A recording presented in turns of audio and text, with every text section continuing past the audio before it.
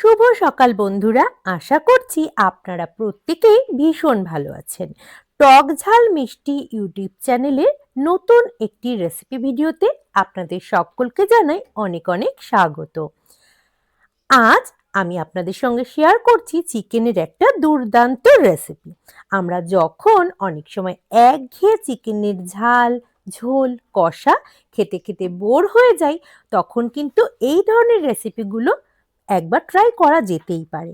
আর আশা করছি যারা চিকেন পছন্দ করেন তাদের এই রেসিপিটা ভীষণই মনের মতো হবে।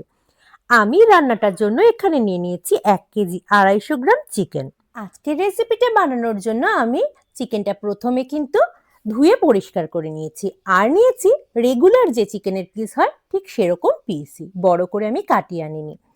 আদা রসুনের পেস্ট 2 চামচ, পরিমাণ মতো লবণ, বেশ কিছু পরিমাণ গোলমরিচের গুঁড়ো এবং একটা গোটা পাতিলেবুর যতটুকু রস হয় সম্পূর্ণ রসটা দিয়ে আমি কিন্তু মেখে রেখে দেব 1 ঘন্টা সময়ের জন্য। যতটুকু সময়ের জন্য চিকেনটা ম্যারিনেট করা রয়েছে তার মধ্যে কিন্তু আমি চিকেন রান্নার বাদবাকি উপকরণগুলো রেডি করে নেব। প্রথমেই গ্যাস ওভেনে একটা কড়াই বসিয়ে দিয়েছি, আর এবার যে মশলাটা বানাবো তার জন্য আমি নিয়ে নিয়েছি 2 চামচ গোটা জিরে, 1 চামচ গোটা মৌরি এবং 1 চামচ গোটা ধনে। এখানে আমি শুকনো লঙ্কা নিয়েছি মাত্র 2টো। আপনারা যারা ঝাল পছন্দ করেন পরিমাণটা কিন্তু অবশ্যই বাড়িয়ে নেবেন। এছাড়া নিয়েছি গোটা গরম মশলা, এর মধ্যে রয়েছে 3-4টে এলাচ, রয়েছে দারচিনি, একটা জয়িত্রীর ফুল নিয়েছি আর অল্প পরিমাণ জায়ফল। খুব ভালোভাবে ড্রাই রোস্ট করে আমি কিন্তু একটা ভালো গুঁড়ো করে নিয়েছি, একেবারে মিহি নয়, অল্প গুঁড়ো করেছি। আর ওই একই মিক্সিং জারে আমি বেশ কিছু পরিমাণ কাজু এবং অল্প পরিমাণ চালমগজ নিয়ে একটা মিহি পেস্ট তৈরি করে নিচ্ছি। এবার একটা কড়াই নিয়ে নিয়েছি, আর তার মধ্যে নিয়ে নেব 3 চামচ পরিমাণ ঘি এবং বেশ কিছু পরিমাণ সাদা তেল। এই দিয়েই কিন্তু রান্নাটা করব। আর প্রথমে ফোড়ন দিয়ে দেব গোটা গরম মশলা। গোটা গরম মশলার মধ্যে আমি নিয়েছি কয়েকটা লবঙ্গ, দারুচিনি এবং এলাচ। ফোড়নটা ভাজা ভাজা হয়ে যাওয়ার পর এর মধ্যে দিয়ে দিচ্ছি আদা, কাঁচা লঙ্কা এবং রসুনের পেস্ট। 4টে গোটা কাঁচা লঙ্কা, 1 ইঞ্চি আদা এবং 10-15 কোয়া রসুনকে আমি কিন্তু পেস্ট করে নিয়েছি।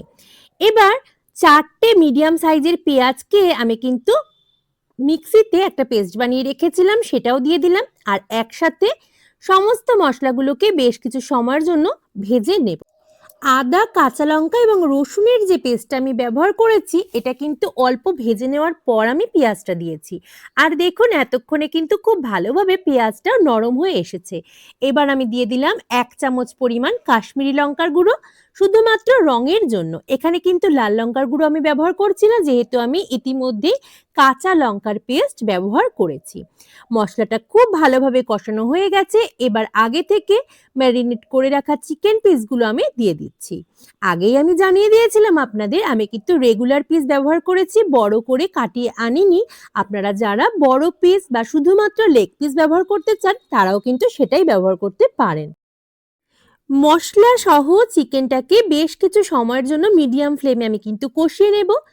এমনিতেই যেহেতু ঘন্টাখানেক সময়ের জন্য চিকেনটা ম্যারিনেট করা ছিল আর এর মধ্যে লেবু ব্যবহার করা হয়েছিল, তাই চিকেনটা কিন্তু অনেকটাই সফট হয়ে যায় খুব অল্প সময় কষাতে থাকলেই। খানিকটা সময় কষিয়ে নেওয়ার পর আমি এর মধ্যে ব্যবহার করছি প্রথমেই যে শুকনো খোলায় ভেজে আমি মশলাটা তৈরি করে রেখেছিলাম তারই অর্ধেকটা পরিমাণ, আর বাকি অর্ধেকটা আমার রান্নার শেষে ব্যবহার করতে হবে। মশলাটা দেওয়ার পর আরও একবার খুন্তির সাহায্যে ভালোভাবে নাড়িয়ে চাড়িয়ে মিশিয়ে নিচ্ছি। ম্যারিনেশনের সময় বেশ কিছু পরিমাণ লবণ আমি ব্যবহার করেছি, আর তাই অল্প পরিমাণ লবণ স্বাদ অনুসারে আমি ব্যবহার করলাম। আমি মিক্সিতে একটা পেস্ট বানিয়ে রেখেছিলাম, যেটার মধ্যে দিয়েছিলাম কাজু বাদাম এবং চালমগজ। সেই পেস্টটা প্রথমে দিয়ে দিলাম, আর অল্প পরিমাণ মিক্সি ধোয়া জলও কিন্তু এর মধ্যে অ্যাড করে দিলাম। এই যে জলটা আমি ব্যবহার করলাম সেটা করলাম গরম জল। এবার আরো কিছুক্ষণ সময়ের জন্য কুক করে নিয়েছি, আর দিয়ে দিচ্ছি 200 গ্রাম পরিমাণ ফ্যাটানো টক দই। টক দইটা দেওয়ার পর খুব ভালোভাবে একবার মিশিয়ে নেব, যাতে চিকেনের মধ্যে টক দইয়ের এই ফ্লেভারটা প্রবেশ করে। খুব ভালোভাবে মিশিয়ে নিয়েছি, আর আগে থেকেই কিন্তু যেহেতু মশলা সহ চিকেনটাকেও কষিয়ে নিয়েছি, চিকেনটা অনেকটাই সফট হয়ে গেছে। আর এই রান্নাটা করতে কিন্তু খুব বেশি সময়ের প্রয়োজন হয় না। আগে থেকেই আমি একটা পাত্রে জল গরম করতে বসিয়ে দিয়েছিলাম, তার থেকেই কিছু পরিমাণ জল আমি এই রান্নাটার জন্য ব্যবহার করছি।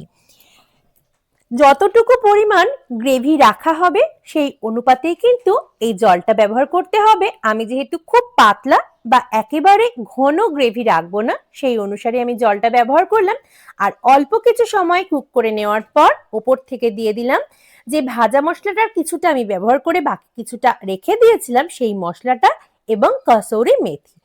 আমার রান্নাটা কিন্তু রেডি হয়ে গেছে পরিবেশনের জন্য। কেমন লাগলো আজকের রেসিপিটি অবশ্যই জানাবেন কমেন্ট করে, ভালো লাগলে লাইক করতে ভুলবেন না। আর যারা প্রথমবার দেখছেন আমার চ্যানেলটিকে আমি অনুরোধ করব সাবস্ক্রাইব করে পাশে থাকবার জন্য। আজ এই পর্যন্তই, নতুন রেসিপি ভিডিও নিয়ে আপনাদের সাথে দেখা হবে খুব তাড়াতাড়ি। সকলে খুব ভালো থাকবেন আর অবশ্যই সাথেও থাকবেন আমার।